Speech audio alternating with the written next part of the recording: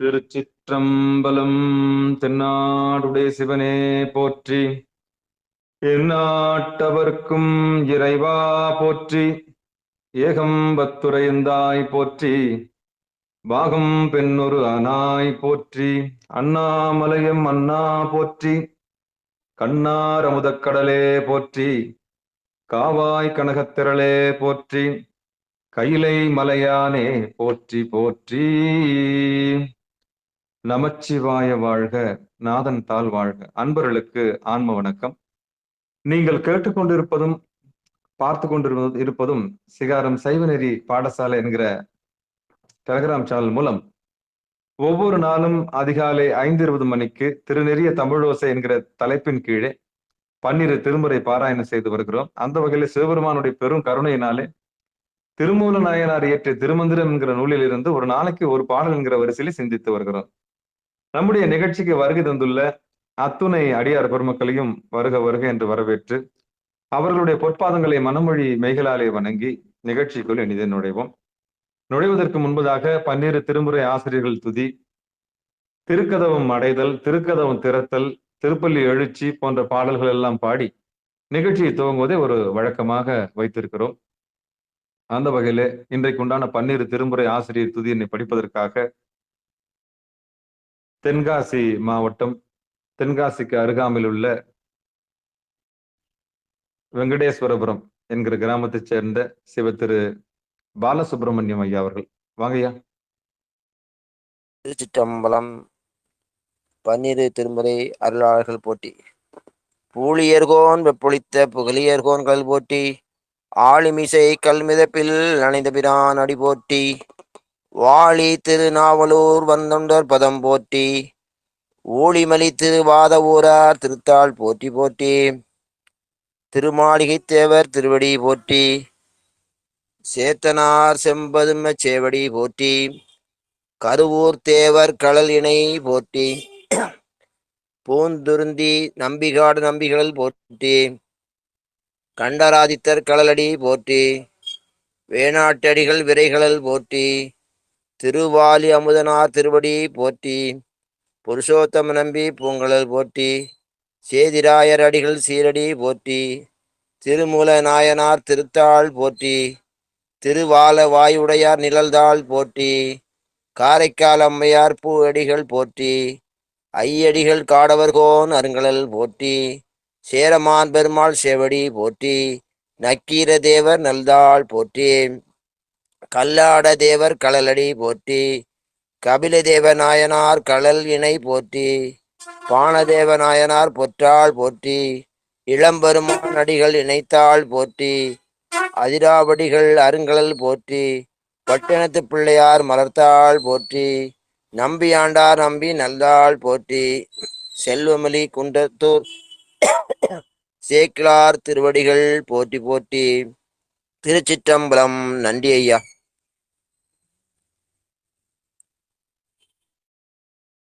அருமை அருமை அருமை. அடுத்து திருக்கதவம் அடைதல் பாடுவதற்காக தென்காசி மாவட்டம், தென்காசிக்கு அருகாமையில் உள்ள சோலைமலை கிராமத்தை சேர்ந்த சிவ திரு பூங்கொடி ஐயா அவர்கள். வாங்கய்யா. சிவானம. திருச்சிட்டம்பலம்.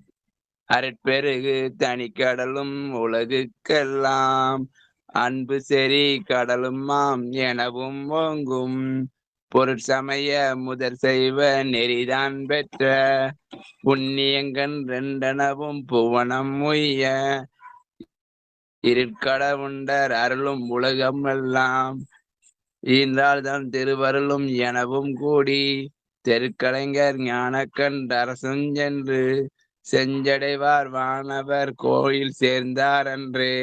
திருச்சிட்டம்பலம். நன்றி ஐயா.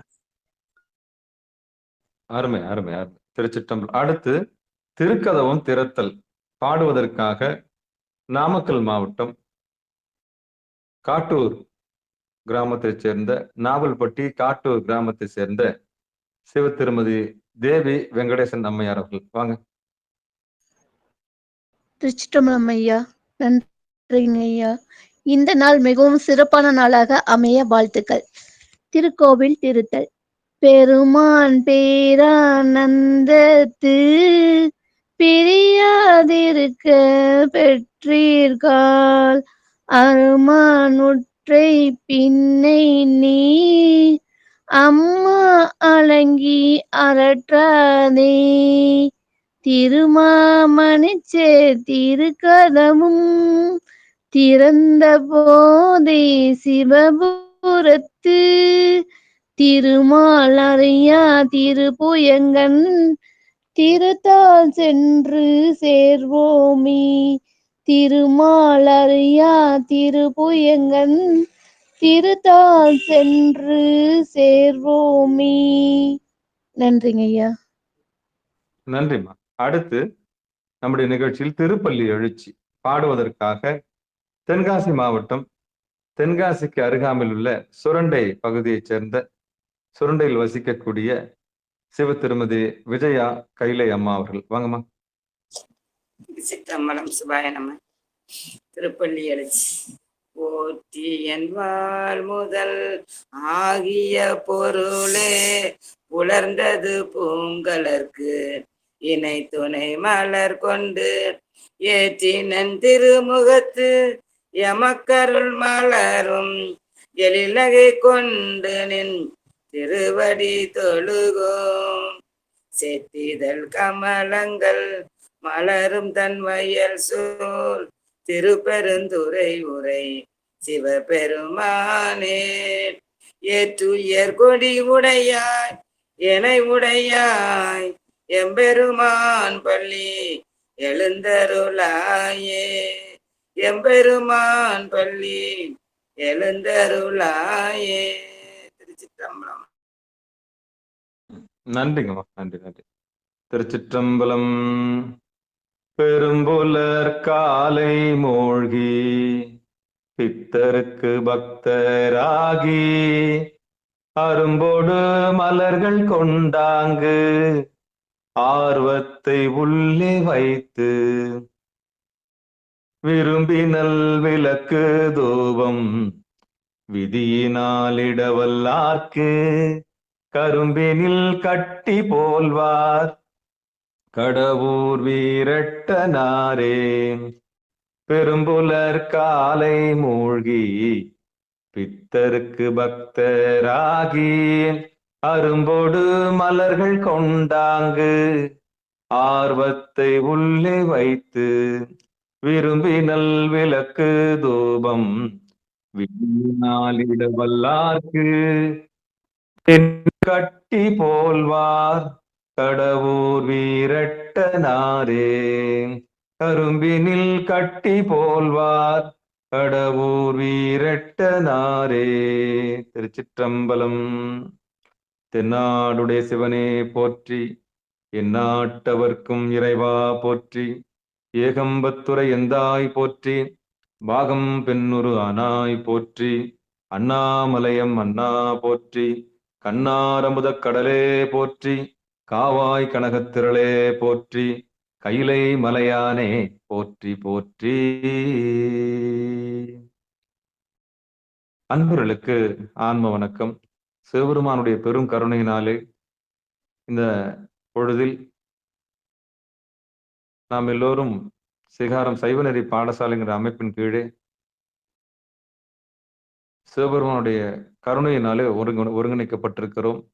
அந்த வகையில நம்ம எல்லாம் இங்கு ஒருங்கிணைத்திருக்கக்கூடிய இந்த சிகாரம் சைவநெறி பாடசாலைக்கு மனமார்ந்த நன்றிகளை சொல்லி, பிறகு நம்ம எல்லாம் இந்த ஒருங்கிணைத்து அழகு பார்க்கின்ற அந்த ஒருங்கிணைப்பை செய்கின்ற திருவள் கருணைக்கும் மனமார்ந்த நன்றிகளை சொல்லி,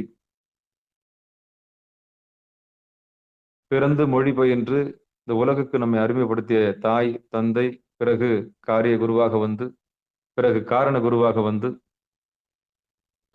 இந்த உலகமெல்லாம் மாயை, இந்த மாயையிலிருந்து விடுபடுவதற்கான அடுத்து சிவகுருவாக வந்து, நம்முடைய வலது கண் சூரியன் இடது கண் சந்திரன் புருவ நடுவே எம்பெருமானுடைய திருவடி என்று இணையார் திருவடி என் தலைமேல் வைத்தலுமே துணையான சுற்றங்கள் அத்தனையும் துறந்தொழிந்தேன் என்று மாணிக்கவாசகர்கள் வரிகளுக்கு ஏற்ப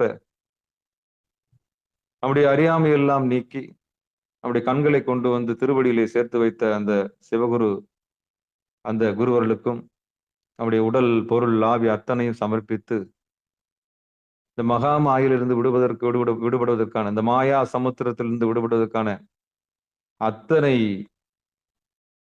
பிரயத்தனங்களும் குருவருளாலே நமக்கு அந்த மாயா சமுத்திரத்தை கடப்பதற்கான அத்தனை உபாயங்களும் குருவருளாலே நமக்கு கிடைத்து ஆணவம் கண்மம் மாயை என்னும் மிகப்பெரிய சமுத்திரத்தில் நீந்தி தன்னறிவாம் பசு அறிவை பெற்று அந்த பசுவுக்கு தலைவனாம் பதி அறிவை பெறுவதற்கான அத்தனை முகாந்திரமும் குருவருளால் மட்டுமே முடியும் என்பதனாலே நம்முடைய உடல் பொருள் ஆவி அத்தனையும் குருநாதருடைய திருவடியிலே சமர்ப்பிக்கிறோம். அடியனுடைய அறியாமையை நீக்கிய சிவானந்த பரமஹம்சர் முதற்கொண்டு 4 பெருமக்கள் முதற்கொண்டு 63 நாயன்மார்கள் முதற்கொண்டு சந்தான குரவர்கள், சமயக்குறவர்கள், இப்படி சாத்திரங்கள், தோத்திர பாடல்கள் கொடுத்த அத்தனை அடியார் பெருமக்கள் அத்தனை குறவர்களுக்கும் நம்முடைய மனமொழி மெய்களாலே அவருடைய திருவடிகளை மனமொழி மெய்களாலே வணங்கி நம்முடைய நிகழ்ச்சியினுடைய கதாநாயகனாக இருக்கக்கூடிய திருமந்திரத்தினுடைய ஆசிரியராக இருக்கக்கூடிய திருமூல நாயனாருடைய பொற்பாதங்களை மனமொழி மெய்களாலே வணங்கி நிகழ்ச்சிக்குள் இனிதே நுழைவோம். குருவருள் இல்லை என்றால் திருவருள் இல்லை. இவ்வளவு ஆச்சாரியர்களுடைய உழைப்பினாலே நமக்கு ஞானம் திறவுகோல் என்று சொல்லக்கூடிய இந்த திருமந்திரம் நமக்கு கிடைத்திருக்கிறது. ஆகமத்தை எந்த நூலிலிருந்து நாம் கற்றுக்கொள்ளலாம் என்றால் திருமந்திரத்திலிருந்து கற்றுக்கொள்ளலாம். இதில் சொல்லாத செய்திகளே இல்லை. அத்தனை விஷயங்களையும் மிக தெளிவாக சொல்லப்பட்டிருக்கிறது. அதனால இது சாத்திர நூலாகவும் தோத்திர நூலாகவும் கருதப்படுகிறது. அப்படிப்பட்ட இந்த திருமந்திரத்திலிருந்து 3ஆம் தந்திரத்தில்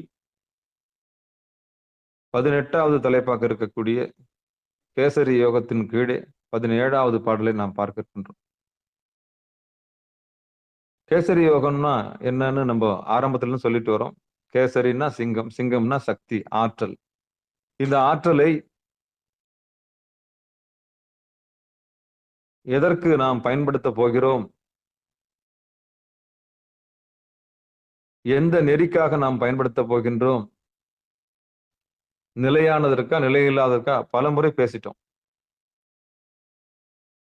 E=mc² அப்படின்னு சொல்லக்கூடிய அந்த ஆற்றலின் தத்துவம் அது. அதுபோல நம் உடம்புக்குள்ள இருக்கக்கூடிய அணுக்களாக சுழன்று கொண்டிருக்கக்கூடிய இந்த ஆற்றலை நீங்கள் எதற்காக செலவழிக்கிறீர்கள் என்பதை பொறுத்துதான் சத்து சித்து ஆனந்தமா இல்லை சத்து கெட்டு சுடுகாடா என்கிற நிலை ஏற்படும். கழுத்துக்கு கீழே இருக்கக்கூடிய பகுதிகளில் அப்படி கவனமும் முழுக்க சென்று விட்டால்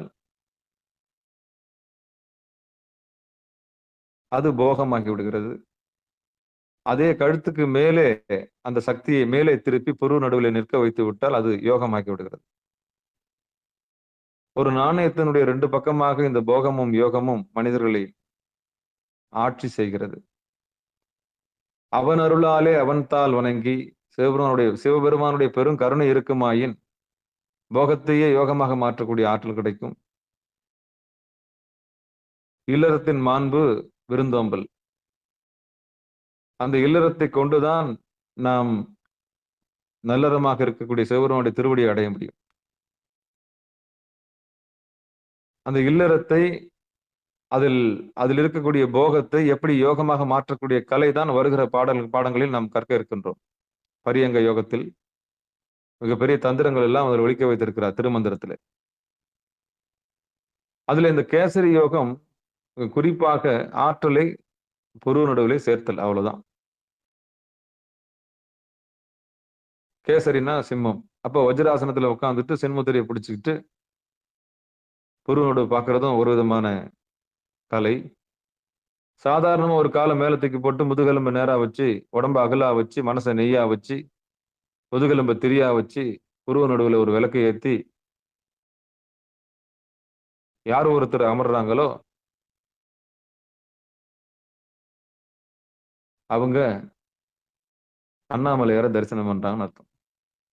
ஆற்றல குவிக்கலாம். இந்த கேசரி யோகம் பல பெயர்களால் அழைக்கப்படுகிறது.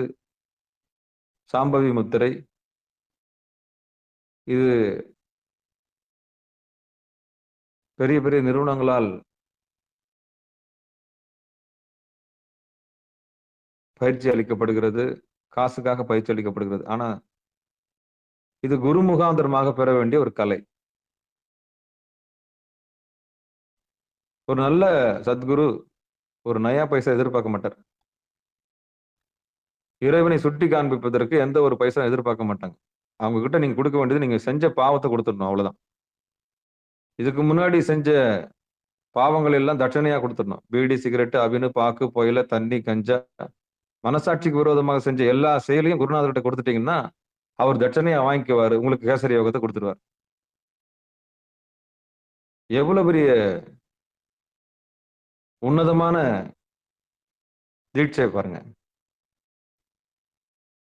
ஒரு குருநாதர் எதையும் எதிர்பார்க்க மாட்டார். உண்மையை தெரிஞ்ச குருநாதர் எதையும் எதிர்பார்க்க மாட்டார்.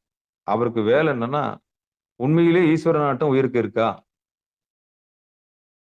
அதான் பார்ப்பார்.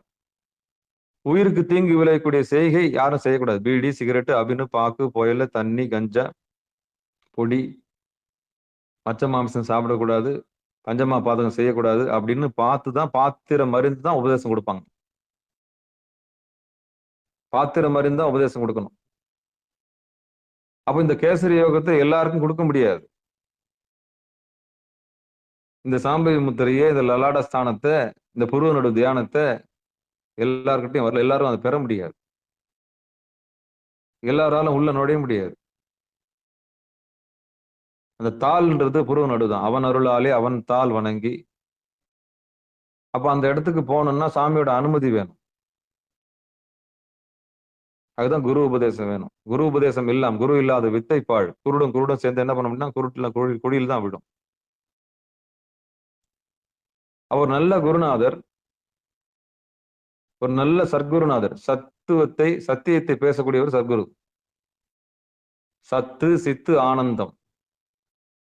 சத்து, சித்து, ஆனந்தம். இதை போதிக்கிறவர் சத்குரு.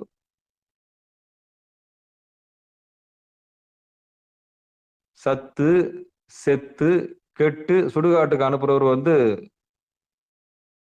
அவகுரு, அதாவது உலகியல் குரு. அதுவும் சாமி தான். ஏன்னா உயிர்களுடைய வினைகளுக்கு ஏற்ப அது நிகழுது. அப்ப சத்குருன்னா சத்து, சித்து, ஆனந்தம் அதை நோக்கி பயணிக்க உதவக்கூடியவர் தான் சத்குரு. எதாவது எதிர்பார்ப்பும் இல்லாதவர். அவர்கிட்ட நீங்க என்ன கொடுக்கணும்னா, நீங்க ஏற்கனவே செஞ்ச பாவங்களை கொடுக்கணும், அவ்வளவுதான் தட்சணை. ஆனா ஒரு முறை தட்சணை கொடுத்துட்டுனா திருப்பி கேட்கக்கூடாது. திருப்பி அந்த பாவத்தை செய்யக்கூடாது. அதுக்காக தான் அதை திருப்பி வாங்கக்கூடாதுன்றதுக்காக தான் தட்சணையை கேட்டுக்கிறார். அப்ப நீ மனசாட்சிக்கு விரோதமான செய்தல் எதனா செய்துன்னா என்கிட்ட கொடுத்துரு, அவ்வளவுதான். உனக்கு நான் உபதேசம் தரேன், அவ்வளவுதான். உனக்கு தீட்சை தரப்படுகிறது, அவ்வளவுதான். இந்த மாதிரி ஒரு இடம் எங்க இருக்கு சொல்லுங்க பார்க்கலாம். அவர் தான் உண்மையான சத்குரு.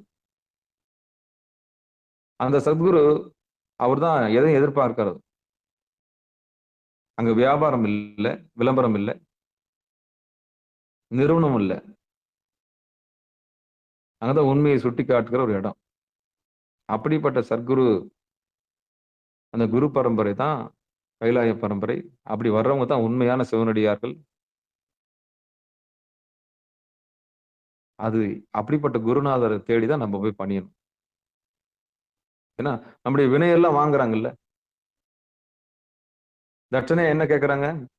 மனசாட்சிக்கு விரோதமான செய்த எத்தனை செயல்கள் செய்திருந்தாலும் அத்தனையும் கொடுத்துருங்க. இனி சாமி கிட்ட என்ன பண்ணாதீங்க, அதை செய்யாது, அவ்வளவுதான். இப்படிப்பட்ட குருநாதர்கிட்ட தான் நம்ம போய் இந்த உபதேசம் பெறணும். அதான் வாசி யோகம் சொல்லுவாங்க. அந்த வகையில கைலாய பரம்பரை என்று சொல்லக்கூடிய அம்மையப்பர்கிட்ட உபதேசம் வாங்கின நந்தியம்பெருமான், அந்த நந்தியம்பெருமான்கிட்ட உபதேசம் வாங்கினவர் தான் திருமூல நாயனார். அந்த திருமூல நாயனாருடைய புத்தகத்தை படிக்கிற நாம எல்லாருமே கைலாய பரம்பரை தான். அப்போ குருவருள் இருந்தா தான் திருவருளை பெற முடியும். அப்போ முதல்ல நம்ம என்ன வேண்டும்னா, நம்முடைய அறியாமை நீக்குவதற்கு ஒரு குரு வேண்டும். அந்த குருவருள் எங்களுக்கு கொடுங்க சாமி, நாங்க எந்த நிலையில இருக்கிறோம்னு தெரியலையே, எங்களுக்கு வழிகாட்டுங்க சாமி அப்படின்னு நம்ம இறைஞ்சு கேட்கணும். இந்த மாயா சமுத்திரத்துல எந்த இடத்துல இருக்குன்னு தெரியும். ஆழ்வார் எலி மாடு போல் ஆவேனோ, ஆழ்வார் இல்லி மாடு போல் ஆவேனோ, என்ன கேப்பார் மேப்பார்ல ஒரு மாடு மாதிரி முச்சந்தில நிக்கிற பாரு, ஒரு மாடு கோயில் மாடு மாதிரி நிப்பேனோ, இல்ல மதுரை தான் சுத்தி சுத்தி வருவேனோ, கருவறைக்கு செல்ல மறுப்பேனோ, இறைவா என்னை காப்பாற்ற மாட்டியா, எனக்கு குருநாதரா வந்து எனக்கு வழிகாட்ட மாட்டியா அப்படின்னு ஏங்கணும். ஏங்கினா தான் சாமி குருவருளை அனுப்புவார். அப்ப திருவருள் எப்படி வரும்னா குருவருளா தான் வரும். அதனாலதான் குருவருளை நான் உயர்த்தி உயர்த்தி உயர்த்தி பேசுறதுக்கான காரணம் என்ன, குருவருள் இல்லைன்னா திருவருள் இல்லை, அவ்வளவுதான். அவர்கிட்ட நம்ம கெஞ்சிக்கணும், அப்பா எனக்கு தெரியல சாமி, ஒத்துக்கணும், எனக்கு தெரியல சாமி, எனக்கு காப்பாத்துங்க, அவ்வளவுதான். எனக்கு தெரியல சாமி, நல்லது எது கெட்டது எதுன்னு எனக்கு தெரியல, அவ்வளவுதான். செய்வது ஒன்றும் அறியேனே, செய்வது ஒன்றும் அறியேனே, மாணிக்கவாசர் சொல்றாருல்ல, நான் என்ன செய்யறேன்னு தெரியல சாமி, ஆனா இது நல்லதா கெட்டதான்னு தெரியலையே, நன்றே செய்வாய் பிழை செய்வாய் நானோ இதற்கு நாயகமே. அப்போ இந்த குருவருள் இல்லைன்னா அடுத்த நிலைக்கு நம்ம போக முடியாது. அதனாலதான் நம்ம மீண்டும் மீண்டும் குருவருளை இறைஞ்சு நிக்கணும். அப்பா, அறுபரத்தில் ஒருவன் குருபரனாக ஆலமரத்துக்கு கீழே உட்கார்ந்தாலே அதே மாதிரி சாமி நினைச்சு நினைச்சு, அப்பா எனக்கு வழிகாட்டுங்க, வழிகாட்டுங்க, எனக்கு வழிகாட்டுங்க, எனக்கு வழிகாட்டுங்க, எனக்கு தெரியல, எனக்கு வழிகாட்டுங்க, எனக்கு தெரியல, வழிகாட்டுங்க, அவ்வளவுதான். இப்படி யார் ஒருத்தர் தெரியல எனக்கு அப்படின்னு ஒத்துக்கிறாங்களோ அங்கதான் ஆணவத்தினுடைய வீரியம் ஒடுங்கி பணிவு ஏற்படுகிறது. அப்பதான் கண்மம் ஒடுங்கி இருவனை ஒப்பு ஏற்படுகிறது. அப்பதான் மாயை ஒடுங்கி பக்தி மேலோங்கி நிற்கிறது. இந்த மூணும் கூடிடுச்சுன்னா பணிவு, ஒப்பு கொடுத்தல், பக்தி, இது மூணும் வந்துருச்சுன்னா பசு ஞானம் நிச்சயம் கிடைக்கும். அதான் உயிரறிவு கிடைக்கும். அப்ப உயிரறிவு கிடைச்சுன்னா அந்த உயிருக்கு தலைவன் ஒருத்தன் இருக்கிறான், அவனுடைய தலைவன் பதி அறிவு கிடைக்கும். அப்பதான் ஜீவ சிவோகம்ன்ற நிலை ஏற்படுது. சித்தாந்தம் முடிகிற இடம் இதுதான், ஜீவ சிவோகம். நீ அதுவாகவே இருக்கின்றாய். நாம எல்லாமே இறை சொரூபம் தான். இதை மறைச்சு வச்சுக்கிறது இந்த மூணும், ஆணவம், கண்மம், மாயை. அப்போ அந்த நிலையிலிருந்து நாம் மீண்டு வருவதற்கு குருநாதருடைய பெரும் கருணை வேண்டும் என்று சொல்லி இன்றைக்கு உண்டான திருமந்திர பாட்டுக்கு போலாம். திருச்சிற்றம்பலம், தில்லையம்பலம். திருச்சிற்றம்பலம். திருமந்திரத்தில் 3ஆம் தந்திரத்தில் கேசரி யோகம் என்ற தலைப்பின் கீழே 17வது பாடல். பொழிந்த இருவெள்ளி பொன்மன்னடையில் வழிந்து உள்ளிருந்து வான்முதல் அங்கு கழிந்தது போகாமல் காக்க வல்லார்க்கு கொழுந்ததுவாகும் குணமதுதானே.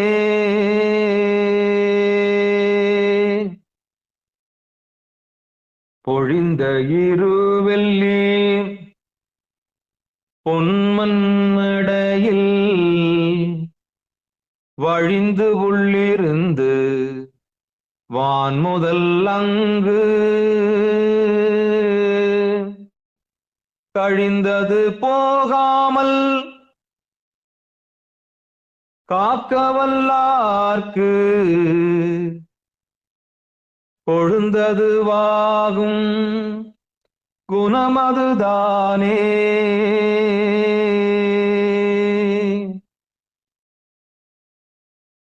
இனி பாடல பிரித்து பதம் பதமா பார்த்திடலாம். திருச்சிற்றம்பலம், தில்லையம்பலம். பொழிந்த இருவெள்ளி பொன் மண் அடையில் வழிந்து உள்ளிருந்து வான்முதல் அங்கு கழிந்தது போகாமல் காக்க வல்லார்க்கு கொழுந்தது ஆகும் குணமது தானே. இது பாட்டு. இந்த பாட்டுக்கு உண்டான பொழிப்புரைய படிப்போம். அம்மா அமைச்சிருப்பாங்க நினைக்கிறேன், விஜய் அம்மா. அதை ஒரு முறை படிச்சிருவோம். அப்புறம் மாணிக்க வாசகனாரை ஒரு முறை படிச்சிருவோம். திருச்சிற்றம்பலம், தில்லையம்பலம்.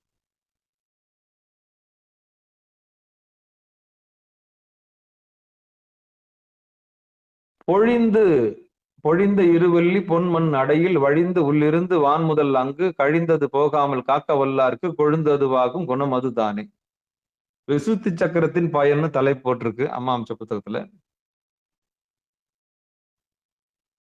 வானம் முதலான பராசக்தி பெய்த வெண்மையான சுக்கிலத்திலும் பொன்மயமான சுரோனிதத்திலும் பொருந்தி அவை செயல்படும் சுவாதித்தான சக்கரத்தில் உள்ளான்.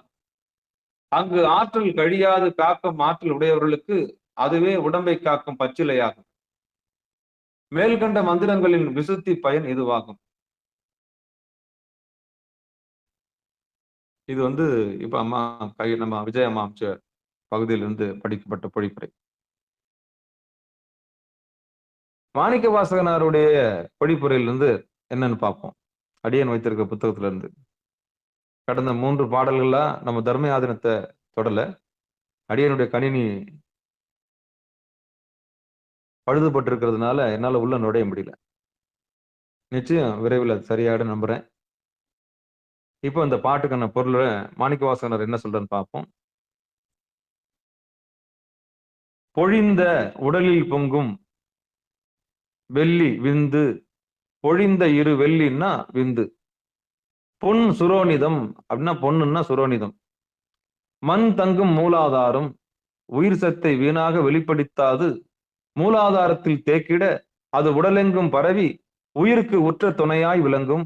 வான் முதலான 50 பூதங்களால் வரும் துன்பம் அந்த உடலை அண்டாது.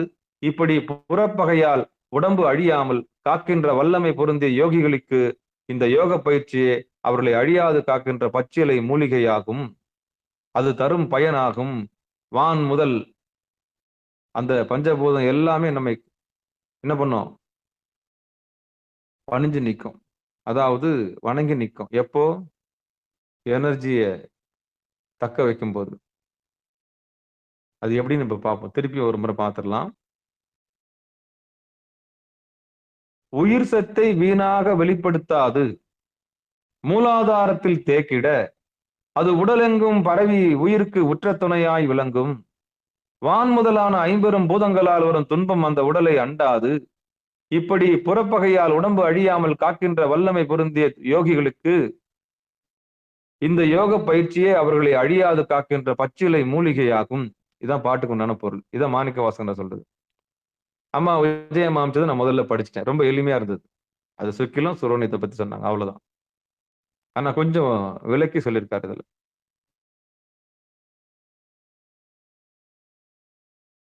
மிஞ்சி மிஞ்சி போனா ஆம்பளை பொம்பளை, அவ்வளவுதான். எங்கும் சிவசக்தி எங்கும் திருநட்டம் அப்படின்னு ஒரு பாட்டு இருக்கு. எங்க போனாலும் ஆம்பளை தான் இருக்க போறாங்க, எங்க போனாலும் பொம்பளை தான் இருக்க போறாங்க, எங்க போனாலும் உயிர்கள் தான் இருக்க போகுது. வேற எங்க இருக்க போகுது? இந்த மண்ணுல வேற என்ன இருக்க போகுது? அதான் எங்கும் சிவசக்தி எங்கும் திருநட்டம், எங்கும் அவன் விளையாட்டது அப்படின்னு முடியும் அந்த பாட்டு. அப்ப எங்க போனாலும் ஒரு ஆண் இருப்பாரு, ஒரு பெண் இருப்பாரு. அப்போ ஆம்பளைன்னு சொன்னா அவனுக்கு சுக்கிலம் இருக்கும், பொம்பளைன்னு சொன்னா அந்த அம்மாவுக்கு சுரோனிதம் இருக்கும். அப்போ இந்த உலகம் சுக்கிலத்தாலும் சுரோனிதத்தாலும் ஆனது. நீங்கள் நானும் சுக்கிலத்திலையும் சுரோனிதத்திலும் சேர்ந்து தான் பிறந்திருக்கிறோம். சுக்கிலமும் சுரோனிதமும் சேர்ந்ததால தான் நம்ம உடம்பு எடுத்திருக்கிறோம். அம்மா கிட்ட இருந்து சத எலும்பை தவிர மற்றதெல்லாம் அம்மா கிட்ட இருந்து கிடைச்சது. அதான் சுரோனிதம். அப்பா கிட்ட இருந்து கிடைச்சது வெறும் எலும்பு மட்டும்தான். எலும்பு கூடு மொத்தமே மண்டை கபாலம் மொத்தம் எலும்பு நரம்பு கிரும்பு எல்லாமே அப்பா கிட்ட இருந்து வந்தது. அப்ப சுரோனிதத்துல இருந்து என்ன வந்ததுன்னா, நம்ம பார்க்கிற அந்த காட்சிக்கு சதை இருக்குல்ல, சதை பொதிந்திய வனப்பு, ரத்தம், அந்த ரத்தம் முதற்கொண்டு எல்லா சதையும் அம்மா கிட்ட இருந்து வந்தது. அப்போ ஒரு பாடியில, ஒரு தேகத்துல எலும்பு மொத்தம் விந்துக்கு சொந்தம், அதாவது வெள்ளி சுக்கிலத்துக்கு சொந்தம். எலும்பை தவிர்த்து மற்ற எல்லா வஸ்துக்களும், எல்லா தோல் முதற்கொண்டு சதை முதற்கொண்டு ரத்தம் முதற்கொண்டு எல்லாமே சுரோனிதத்துக்கு சொந்தமானது. அப்போ சுக்கில சுரோனிதம். ஆம்பளைக்கு சுக்கிலம், பொம்பளைக்கு சுரோனிதம், அவ்வளவுதான். இந்த சுக்கிலமும் சுரோனிதம் சேர்ந்துதான் நம்ம உற்பத்தி. நீங்களும் நானும் அதுதான். இந்த சுக்கில சுரோனித சேர்ப்பு தான் உயிர் உற்பத்தி. சரி, இந்த பாட்டு என்ன சொல்ல வருது? பொழிந்த, இப்ப சைவநெறி பாடசாலையில யதார்த்தமா அந்த பாட்டை நம்ம எப்படின்னு பார்ப்போம். பொழிந்த இரு வெள்ளி பொன்மண் அடையில் வழிந்து உள்ளிருந்து வான்முதல் அங்கு கழிந்தது போகாமல் காக்க வல்லார்க்கு கொழுந்தது வாகும் குணம் அதுதானே. பொழிந்த இரு வெள்ளி பொன் மண் அடையில், அவ்வளவுதான். இது முதல் வரிக்கு மட்டும் சொல்லிடலாம். வெள்ளினா விந்து, பொண்ணுன்னா சுரோனிதம். இந்த பொண்ணும் வெள்ளியும், இந்த பொண்ணும் வெள்ளியும், ஆனா வெள்ளி வந்து சுக்கிரனுக்கு உண்டானதுன்னு சொல்லுவாங்க, பொண்ணு வந்து வியாழனுக்கு உண்டானதுன்னு சொல்லுவாங்க. நீங்க ஜாதக அடிப்படையில் பார்க்கும்போது டிஃப்ரெண்டா இருக்கும். ஆனா இந்த பாட்டுல என்ன சொல்றாங்க பாருங்களேன். இங்க வெள்ளின்னா விந்து சுக்கிலம், இங்க பொண்ணுன்னா சுரோனிதம். கொஞ்சம் டிஃப்ரெண்டா இருக்குது. ஜாதக அடிப்படையில் இது கொஞ்சம் மாறும்.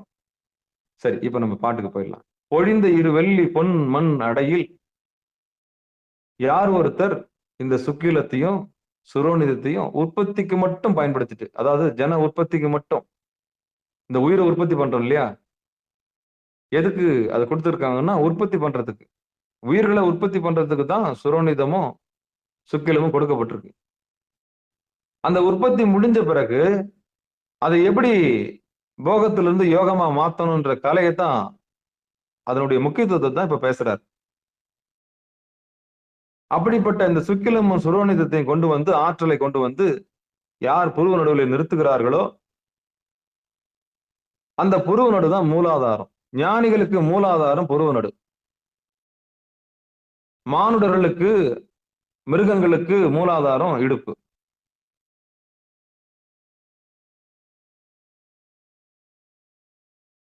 ரெண்டா பிரிச்சுக்குங்க. ஒண்ணு, ஞானிகளுக்கு மூலாதாரம் எதிரான புருவ நடு தான்.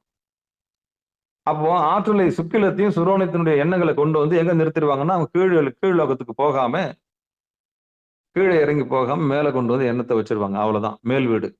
கபாலம் தான் மேல் வீடு, மற்றதெல்லாம் கீழே, கழுத்து கீழே, அதெல்லாம் கீழ் வீடு.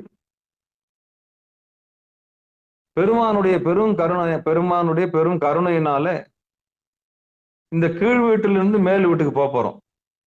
அப்ப கீழ் வீட்டுக்கு எதுக்கு வரணும்னா, ஒரு உயிரை உற்பத்தி பண்றதுக்காக கீழ் வீட்டுக்கு வரோம்.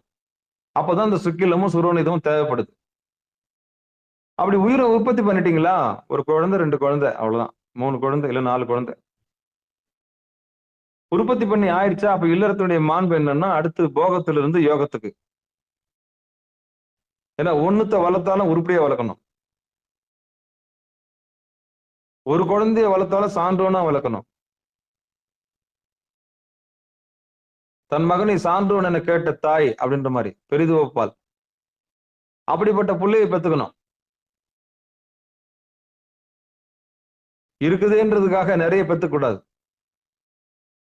அப்போ ஒண்ணுத்து பெத்தாலும் நம்ம உருப்படியா பெத்து அதை சான்றோன் ஆக்குற வழியை பார்க்கணும். அதான் வள்ளுவர் சொல்றாரு, தன் மகனை சான்றோன் என கேட்டல், தன்னுடைய மகளை சான்றோன் என கேட்டல். அப்ப இந்த சுக்கிலமும் சுரோனிதமும் நமக்கு எதுக்கு வழங்கப்பட்டிருக்குன்னா, 21 தலைமுறைக்கு சிவபெருமானுக்கு அடிமை செய்ய வேண்டும்ன்ற குழந்தைய நம்ம பெற்றெடுக்கணும். அவ்வளவுதான். அப்படிதான் கேட்கணும். நம்ம குழந்தை இல்லைன்னா எப்படி கேட்கணும் சாமிகிட்ட, என்னுடைய குழந்தை 21 தலைமுறைக்கு உனக்கு அடிமை செய்ய, ஒரு குழந்தை உனக்கு பூசை செய்ய, உனக்கு அடிமை செய்ய, சைவ சமயத்தை வளர்க்க எனக்கு ஒரு குழந்தை கொடு. நான் உலகியல் குழந்தைய கேட்கல, எனக்கு ஒரு வாரிசு கொடு. அது எப்படிப்பட்ட வாரிசுனா, 21 தலைமுறைக்கு உனக்கு ஆட்பட்டு இருக்க வேண்டும், உனக்கு தொண்டு செய்ய வேண்டும், உனக்கு பூ பறிக்குமோ அது என்ன பண்ணுமோ எனக்கு தெரியாது. என் வயிற்றில் அது பிறக்கணும், அவ்வளவுதான். என் சுக்கிலத்துக்கு என் சுரோனிதத்துக்கு அது பிறக்கணும், அவ்வளவுதான். இப்படிதான் நம்ம வேண்டுதல் வைக்கணும் சாமி கிட்ட. இங்க பாரு சாமி, அப்பா இறைவா திருச்சிற்றம்பலம், நான் உன் திருவடியை அடையிறதுக்கு இவ்வளவு காலம் ஆச்சு. நான் வந்து உன் திருவடியை அடையிறதுக்கு இவ்வளவு காலம் ஆச்சு, 7 கழுத வயசாச்சு. ஆனா என் குழந்தைங்க சீக்கிரம் வந்து உன் திருவடியை அடைஞ்சு அந்த முக்தி பேற்றினை அடைய வேண்டும், வழி வழியாக உனக்கு சேவை செய்ய வேண்டும் அப்படின்னு வேணும்னாதான் குழந்தை கூட பிறக்கும். சாமி கிட்ட அப்படிதான் கேட்டு வாங்கணும். வரத்தை எப்படி வாங்கணும் தெரியுமா? இப்படிதான் வாங்கணும். அப்பா உலகியல் குழந்தை எங்களுக்கு வேண்டாம். உன்னுடைய துதியை பாடி உன் நாமத்தை பாடி உனக்கே தொண்டு செய்யக்கூடிய அற்புதமான குழந்தை எனக்கு ஒரு வாரிசா கொடு. அவ்வளவுதான். அப்ப சிவனடியார்கள் எப்படி கேட்டுவாங்கன்னா இப்படிதான் கேட்டுவாங்க. நேர் எதிரான புள்ளியை பெத்துக் கூடாது. யார் வயதுல வந்து யார் பிறந்திருக்காங்க பாரு, இப்படிப்பட்ட அப்பனுக்கு இப்படி ஒரு புள்ளையா அப்படின்னு சொல்லக்கூடாது. இப்படிப்பட்ட அப்பனுக்கு இப்படி ஒரு புள்ளையான்னு சொல்லக்கூடாது.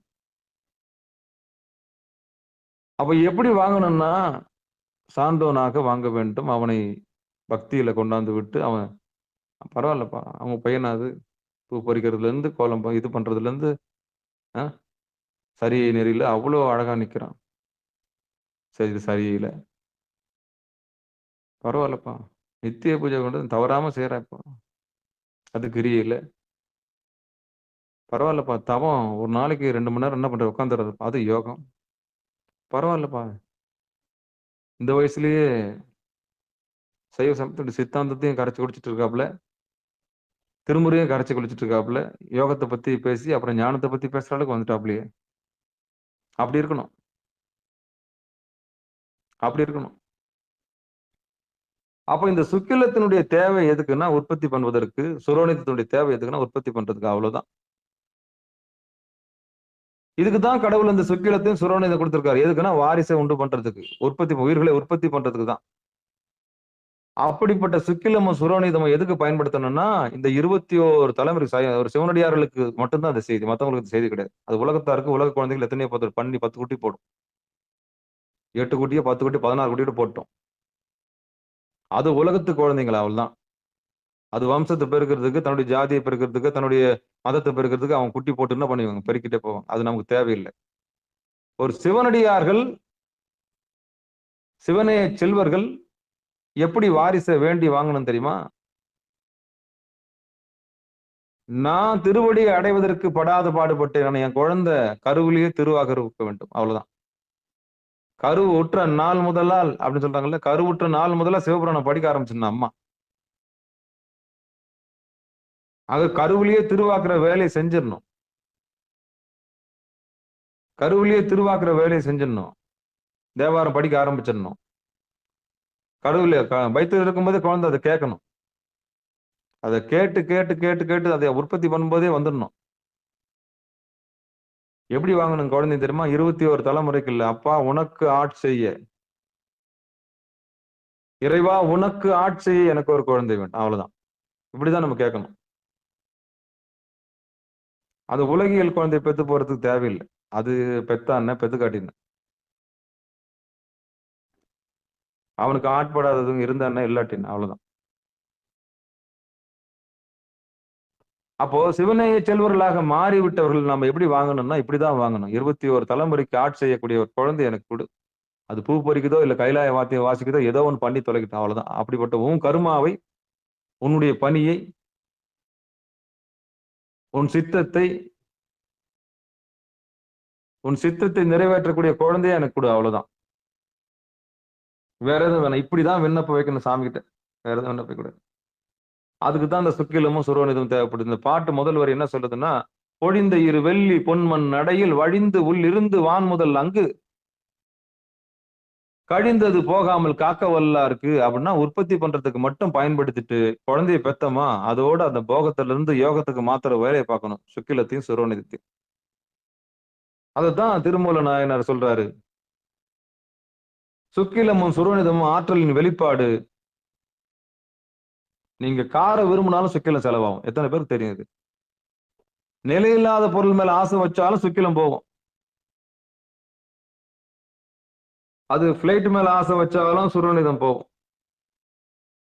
அப்ப உலகத்தாருக்கும் சிவனடியார்களுக்கும் என்ன வித்தியாசம்னா, நிலையில்லாத பொருளை விரும்பி சுக்கிலத்தையும் சுரோனிதத்தையும் செலவு செய்யறதை விட்டுட்டு நிலையானதை பிடிச்சி அந்த சுக்கிலத்தையும் சுரோனிதத்தையும் பாதுகாத்துக்க சொல்லிதான் திருமூல நாயனார் சொல்றார். அப்படி யார் ஒருத்தர்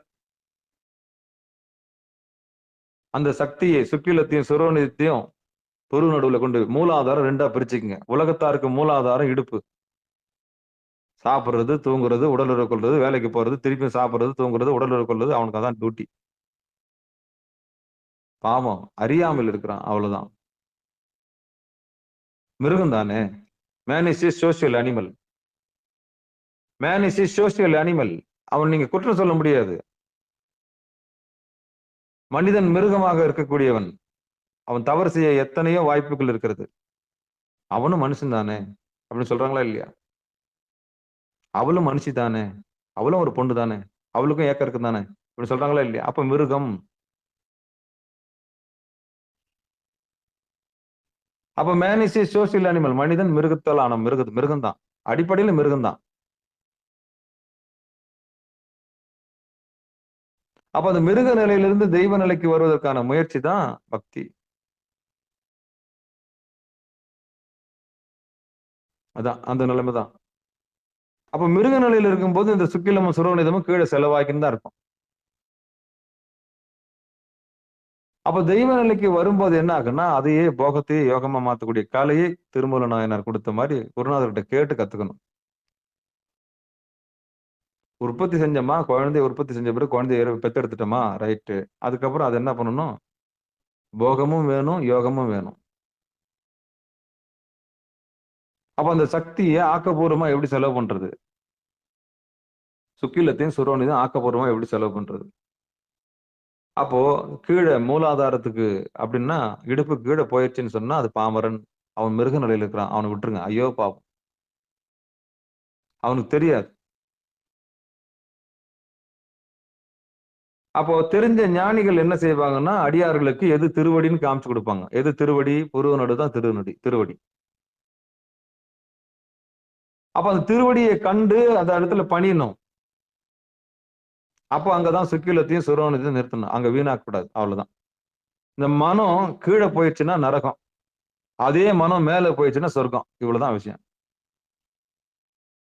நம்ம மனம் இருக்கு இல்லையா? அந்த மனம் புருவ நடுவுல போய் ஒண்டிடுச்சுன்னா அதுக்கு சொர்க்கம்னு பேரு. அதே மனம் கீழான நிலையில போயிடுச்சுன்னா அதுக்கு நரகம்னு பேரு. அவ்வளவுதான். எப்படி போகமும் யோகமும் ஒரு நாணயத்தினுடைய 2 பக்கம்னு சொன்னேன்ல, அதே மாதிரி ஒழுக்கமும் ஒழுங்கீனமும் ஒரு நாணயத்தினுடைய 2 பக்கங்கள். சொர்க்கமும் நரகமும் ஒரு நாணயத்துடைய 2 பக்கங்கள். அவ்வளவுதான். இதை பிரிக்கவே முடியாது.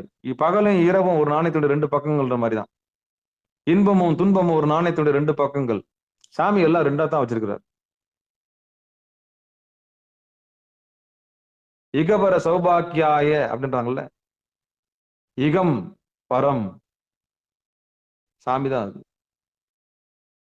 அப்போ இந்த உற்பத்தின்னு ஒண்ணு முடிஞ்ச பிறகு ஆணும் பெண்ணும் தன் சுக்கிலத்தையும் சுரோனிதத்தையும் வீணாக்காம கவனம் முழுக்கம் புருவ நடுவுல வச்சு யார் ஒருத்தர் போற்றி பாதுகாக்கிறார்களோ அவர்கள் தேகம் பொன் போல மிளிரும். கண்ணு தேஜஸ் ஆயிடும். என்ன சுக்கிலம் வீணா போகல இல்ல. ஆம்பளைக்கு சுக்கிலம் போகாம அப்படியே புருவ நடுவுல கொண்டு போய் நிறுத்திட்டாங்கன்னா தேஜஸ் ஆயிடும். அதே மாதிரி பொம்பளைக்கும் சுரோனிதத்தை செலவு செய்யாம கவனத்தை புருவ நடுவுல செலுத்திட்டாங்கன்னா அவங்க பராசக்தியா மாறிடுவாங்க. அதான் கேசரி யோகம். அப்ப கீழே மிருகமா இருந்த சிங்கத்தை கொண்டாந்து நந்தியா மாத்தி நீங்க அண்ணாமலையார் கோயிலுக்கு போனீங்கன்னா அம்பாளுக்கு முன்னாடி சிங்கம் இருக்காது.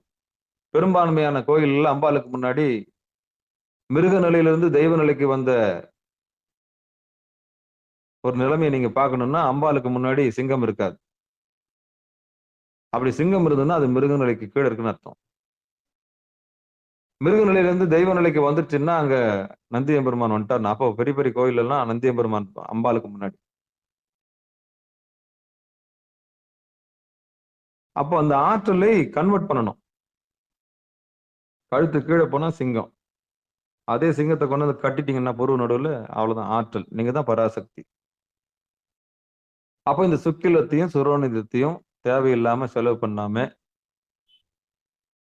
2 பேரும் ஒத்துழைச்சு, கணவனும் மனைவி ஒத்துழைச்சு கவனத்தை கொண்டு போய் புருவ நடுவுல வச்சு ஆடாம அசையாம நிறுத்துற பழக்கிட்டாங்கன்னா அவங்கள பஞ்சபூதங்களும் வணங்கி நிற்கும். அதான் சொல்றது. அங்கு கழிந்து போகாமல் காக்க வல்லார்க்கு வழிந்தது உள்ளிருந்து வான் முதல் அங்கு கழிந்தது போகாமல் காக்க வல்லார்க்கு கொழுந்ததுவாகும் குணமது தானே. அப்படி புறப்பகையால் உடம்பு அழியாமல் காக்கின்ற வல்லமை பொருந்திய யோகிகளுக்கு இந்த யோக பயிற்சி அவர்களை அழியாது காக்கின்ற பச்சிலை மூலிகையாக்கும்.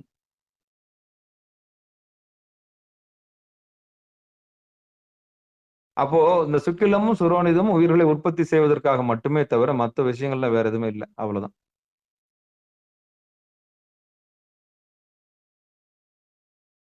அப்ப இந்த இந்த உண்மையை தெரிஞ்சவர்கள் யோகியாருங்க.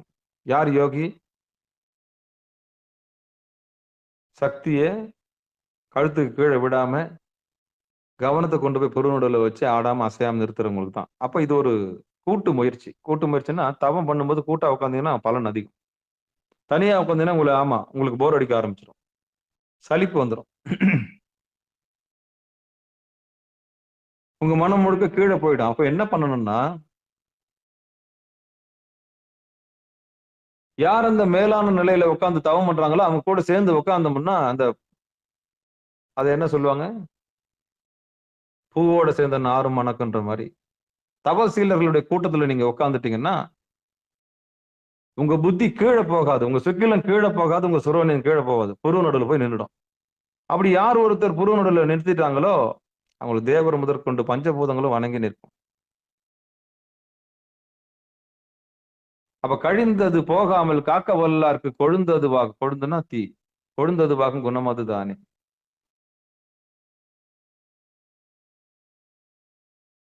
அப்போ இந்த உடலால் ஏற்படக்கூடிய துன்பம் வராது.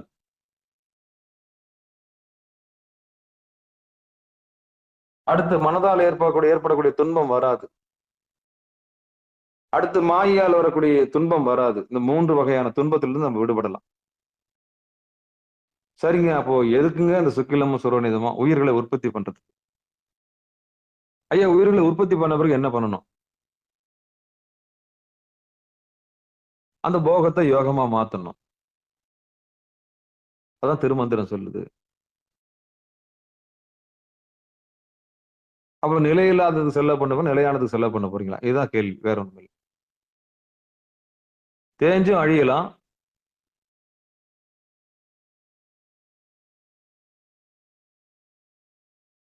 வளர்ந்தும் வாழலாம். ஒரு நாளைக்கு 1 லட்சம் ரூபாய், ஒரு நாளைக்கு 1000 ரூபாய் பேங்க்ல பணம் போட்டா எப்படி இருக்குமோ அதே மாதிரி தான் 30 நாள் கழிச்சு 30,000 ரூபாய். செலவு செய்யாதவங்களுக்கு சொல்றேன். இந்த சுக்கிலத்தையும் சுரோனியத்தையும் செலவு செய்யாதவங்களுக்கு சொல்றேன். அப்படி பேங்க்ல பணம் போடுற மாதிரி தான் இந்த சுக்கிலத்தையும் சுரோனியத்தையும் காப்பாத்துறது.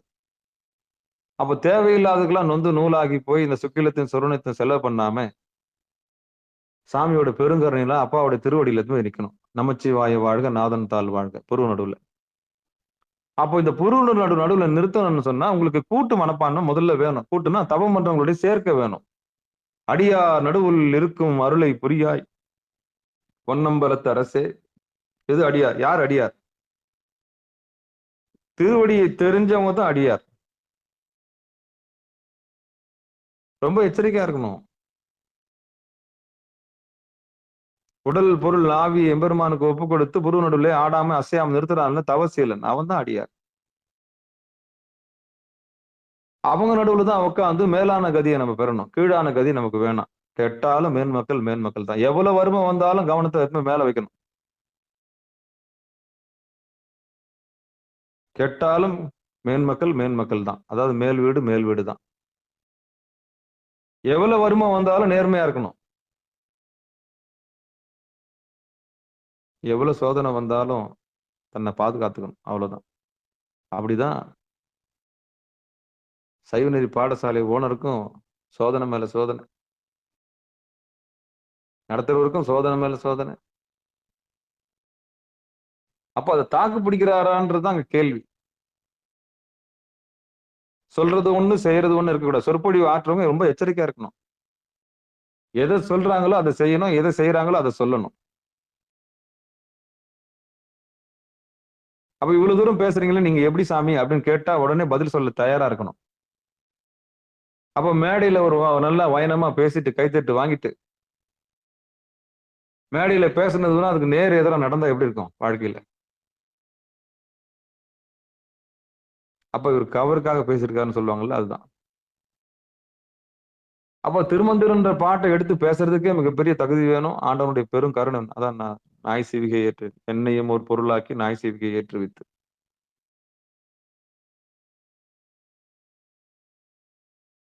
அப்போ பணிவு, பக்தி, கருணையினால இந்த புத்தகத்துல இருந்து எடுத்து பேசுறேன்னு சொன்னா சாதாரண விஷயம் கிடையாது. அவ்வளவு சோதனை. எப்படா இவன் விழுவான், இவன் கதையை முடிக்கலாம்னு தான் உலகம் காத்துட்டு இருக்கும். ஆமா, ஒரு ஒழுக்கத்திலிருந்து மேல படிப்படியா மேல நம்ம உயரமான இடத்துக்கு போகும்போது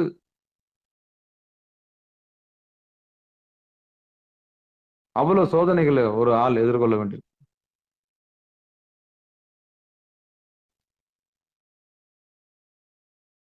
அவங்க சின்னதா ஒண்ணு செஞ்சா கூட பூதாகரமா பேசப்படும். அவங்கள சந்தி சிரிக்க வச்சிருவாங்க முதல்ல. சத்தியா விழுந்துட்டியா அப்படின்னு.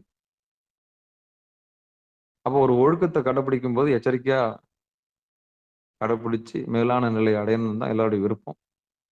அப்போ இந்த கேசரி யோகத்துல கவனத்தை யார் புருவ நடுவுல நிறுத்தி ஆடாம அசையாம நிறுத்தி தேவையில்லாத விஷயங்களுக்காக தன்னுடைய சுக்கிலத்தையும் சுரோனியத்தையும் செலவு பண்ணாம கழிஞ்சு போகாம வீணாக்காம உலகில் செலுத்தாம அருளியில செலுத்துறாங்களோ அவங்களுக்கு அற்புதமான பலன்கள் நிச்சயம் கிடைக்கும் தான் அந்த கேசரி யோகத்துல சொல்லப்படுகிறது.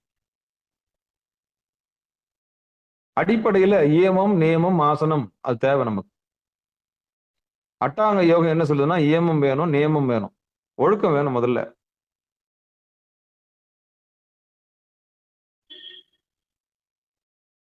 அப்போ ஒரு நாள் கடைபிடிச்சு இன்னொரு நாள் கடைபிடிக்காம இருக்கக்கூடாது. அப்போ ஒழுக்கமும் நியமமும் வேணும், தொடர்ந்து கடைபிடிக்கணும்.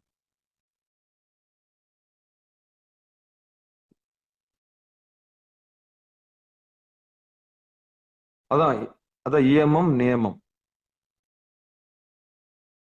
அப்புறம் ஆசனம், ஆசனத்துல உட்காரத்துக்கு பழகணும்.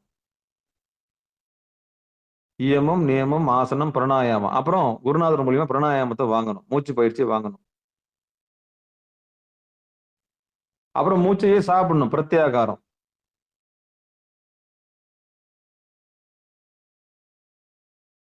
அப்புறம் உள்நாக்கு வழியா சுவாசத்தை கொண்டு போய் நிறுத்தணும். தாரணை, பாவிக்கிறதுக்கு முன்னாடி பாவிக்கணும்.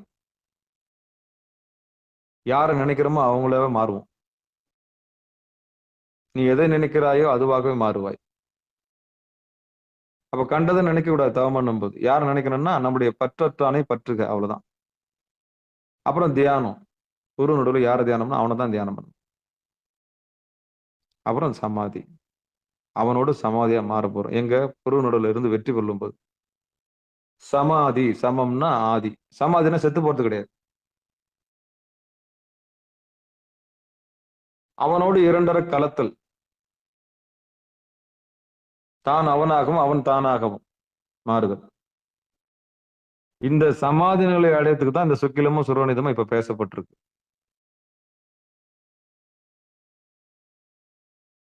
இந்த சமாதி நிலை அடையத்துக்கு தான் இந்த சுக்கிலத்தை பத்தியும் சுரோனிதை பத்தி திருமூல நாயனார் சொல்லியிருக்கிறாரு. அப்போ பொண்ணுன்றது சுரோனிதம், வெள்ளின்றது சுக்கிலம். அதை பத்திரமாக உற்பத்தி செய்வதற்கு மட்டும் பயன்படுத்தி கொண்டு மீதமுள்ள நாட்களில் யார் ஒருவர் இல்லறத்திலே அதை போகமாக இல்லாமல் போகத்தின் வழியாக யோகத்திற்கு செல்லக்கூடிய வழியை, தந்திரத்தை யார் ஒருவர் கற்றுக்கொள்கிறார்களோ அவர்களுக்கு புருவனோடு நிச்சயம் ஜொலிக்கும். ஒருத்தருக்கு ஒருத்தர் ஒத்தாசை தான். மனுஷாளுக்கு மனுஷா உதவின்ற மாதிரி கணவனுக்கு மனைவி துணை, மனைவிக்கு கணவன் துணை. அப்ப இச்சையை சரியாக முறைப்படுத்துதல், இச்சா சக்தி, கிரியா சக்தி, ஞான சக்தி.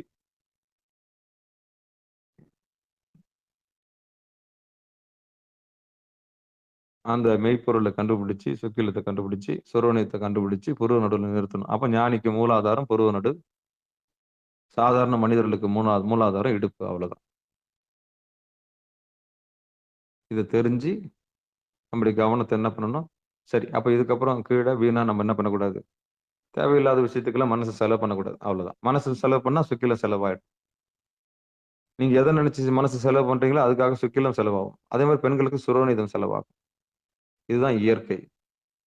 இந்த உண்மையை தெரிஞ்சு நம்ம மனசை நல்லதுக்கு செலவு பண்றோமா, கெட்டதுக்கு செலவு பண்றோமா யோசிக்கணும். இது தேவையா, இது தேவையில்லையா, இது அவசியமா, இது அவசியம் இல்லாததா,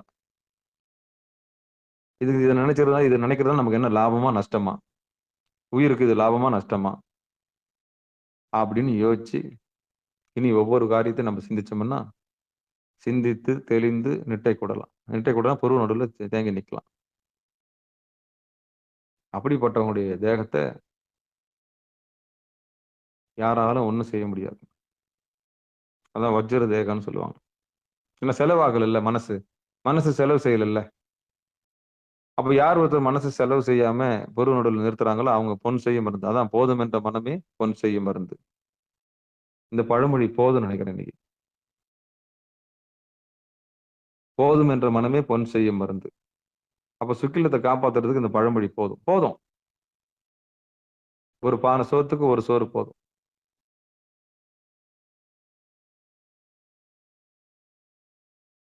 ஒரு பானை சோற்றுக்கு ஒரு சோறு போதும்.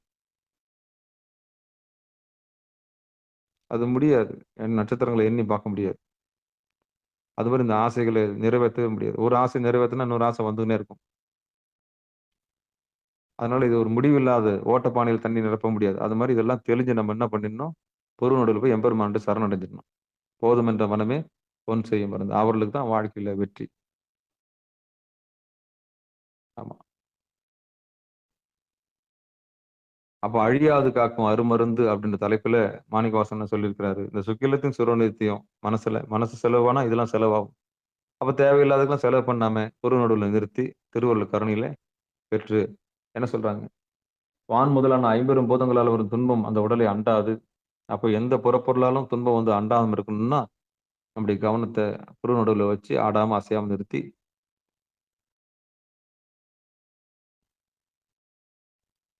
தவ பயிற்சி செய்யணும். தவம் செய்யணும்.